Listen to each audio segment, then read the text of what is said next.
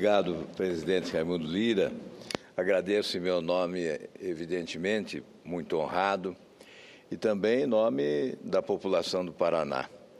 Ter o apreço de Vossa Excelência é um estímulo grandioso para que nós possamos superar as vicissitudes desse momento nervoso da política nacional. E aproveito também para agradecer a Vossa Excelência o convite para a reunião de terça-feira. Não pude comparecer, infelizmente, por outros compromissos assumidos, para dizer da importância desse debate entre parlamentares suprapartidariamente na busca de caminhos que possam oferecer perspectiva de esperança em relação ao futuro do nosso país. Hoje vivemos esse momento tumultuado, com consequências imprevisíveis. Trago à tribuna uma dessas consequências neste momento. Os caminhoneiros de todo o Brasil iniciam nova paralisação nas rodovias brasileiras. No meu estado, o Paraná, já há hoje rodovias bloqueadas. E o movimento oficialmente está definido para o próximo dia 9. Mas já há uma antecipação do movimento com bloqueio de rodovias no Paraná. Nós sabemos da importância dos caminhoneiros. Nós compreendemos que sem eles a vida se complica ainda mais. Ao desabastecimento, por exemplo, os prejuízos são inúmeros e não há necessidade de nos reportarmos sobre eles nesse momento. É uma tragédia para o país a paralisação das nossas rodovias. E esse movimento ocorre na esteira da indignação crescente desses trabalhadores do volante. Há 8 meses entregaram uma pauta de reivindicações ao governo, à época ao ministro Miguel Rosseto. Criou-se um fórum de debates. Os líderes do movimento constantemente acorrem a Brasília. Chegam a Brasília, experimentam do café oficial no Planalto e retornam aos seus estados sem solução, sem resposta aos seus apelos e às suas reivindicações.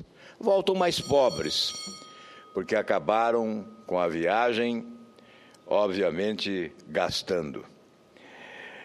O refinanciamento oferecido se tornou facultativo e os bancos não aceitam realizar o refinanciamento. O refinanciamento foi uma das reivindicações propostas. O governo aceitou a proposta do refinanciamento, mas os bancos não aceitam. O único banco a aceitar é o Banco do Brasil. Ocorre, no entanto, que o Banco do Brasil trabalha com muito pouco dos recursos Finame que atendem aos caminhoneiros. Portanto, não há atendimento em matéria de refinanciamento. O que querem os caminhoneiros hoje? Desesperançados, inconformados, decepcionados, querem a renúncia da presidente Dilma. Recebi há pouco manifestações de lideranças desse movimento, como do Ivar Smith, do Paraná, que coloca como pauta única a renúncia da presidente da República. Isso revela a situação dramática vivida por eles. Muitas vezes não podem vir a Brasília por falta de dinheiro. Sentem-se envergonhados com o acúmulo de dívidas. São dívidas acumuladas que envergonham esses trabalhadores brasileiros. Portanto, é uma situação desesperadora. Ontem foram recebidos pelo ministro Miguel Rosseto, o ex-ministro Miguel Rosseto, e reclamam do atendimento. Um atendimento veloz, em apenas 30 minutos, sem objetividade alguma, sem alimentar qualquer expectativa de atendimento dos pleitos apresentados ao governo. Retornaram desiludidos mais uma vez. O nosso pronunciamento tem o sentido de manifestar solidariedade. Nós compreendemos as razões deste pleito, a renúncia da presidente. Não querem mais tratar do assunto quanto ao governo. É evidente que há setores do movimento que tratam, que aceitam, não há unidade no movimento.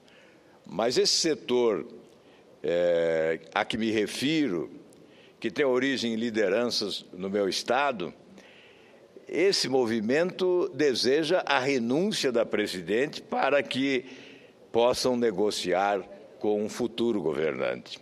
Veja o clima, o cenário de insatisfação, de inconformismo que toma conta dos caminhoneiros brasileiros. A nossa manifestação solidária, o nosso apoio integral, temos projeto tramitando nesta casa que diz respeito à isenção de impostos para aquisição de caminhões, que é uma contribuição que tentamos oferecer nesta pauta de reivindicações dos caminhoneiros do Brasil. A nossa mais absoluta solidariedade a todos eles, a compreensão diante desta insatisfação, porque está muito difícil, segundo eles afirmam, continuar nesta atividade. Enfim, que o governo se pronuncie, que o governo se manifeste, que o governo tome providências para evitar prejuízos ainda maiores. Mas, senhor presidente, além deste tema, devo comunicar à Casa que, como decorrência do mandado de segurança que impetrei junto ao Supremo Tribunal Federal para questionar o sigilo dos contratos do BNDES com outros países, com estados estrangeiros, para financiamento daquilo que o governo chama de exportação de bens, de serviços de empresas brasileiras. Invocamos, através da Lei de Acesso à Informação, os números dos empréstimos efetuados a Cuba e Angola. Houve a negativa do governo, a pretexto de que esses contratos são sigilosos. Esse assunto é repetitivo, porque já estivemos nessa tribuna inúmeras vezes abordando o tema. Como não fomos atendidos pelo governo? Como o próprio presidente do BNDES afirmava aqui nesta casa, tratar-se de empréstimo sigiloso, o que é inusitado, nós recorremos ao Supremo Tribunal Federal através do mandado de segurança. E lembro bem, o presidente Coutinho, do BNDES, afirmava aos senadores que não podia revelar informações sobre esses empréstimos em respeito à legislação daqueles países. E eu dizia que, para respeitar a legislação de outros países, o governo brasileiro afrontava a nossa própria Constituição, que propõe, que impõe, que institui a necessidade da transparência e publicidade dos atos da administração pública. Portanto, não importa a Constituição do nosso país, o que importa é a legislação de países autoritários, a exemplo de Cuba.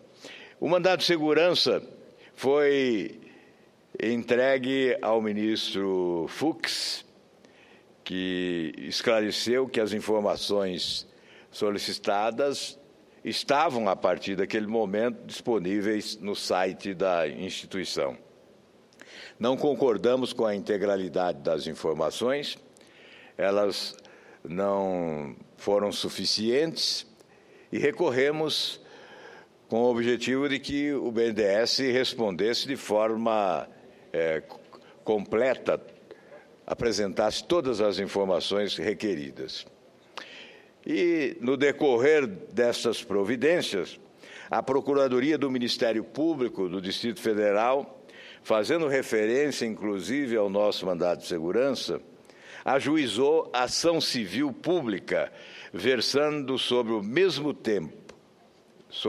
tema, e foi julgada procedente em primeira instância, condenando o BNDES a tornar públicas todas as atividades de financiamento e apoio a programas, projetos, obras e serviços de entes públicos ou privados que envolvam recursos públicos.